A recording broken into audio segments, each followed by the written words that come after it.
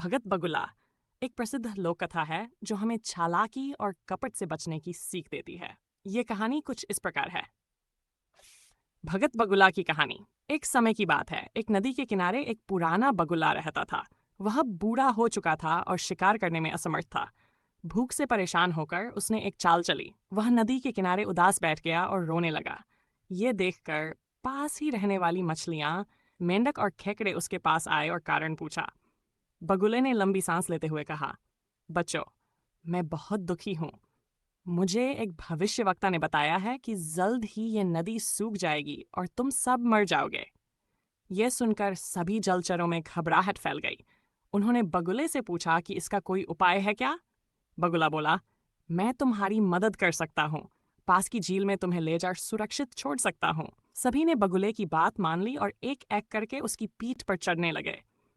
मगर चालाक बगुला उन्हें झील की बजाय एक चट्टान के पीछे ले जाकर खा जाता। कुछ दिनों बाद खेकड़े की बारी आई।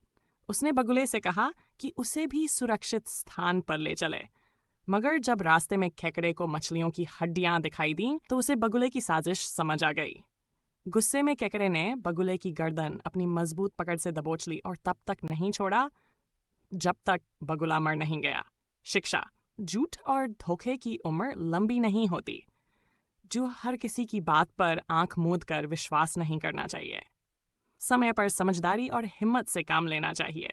यह कहानी हमें सिखाती है कि हमें किसी भी चालाक व्यक्ति के बहकावे में नहीं आना चाहिए और अपनी बुद्धिमानी से हर परिस्थिति का सामना करना चाहिए।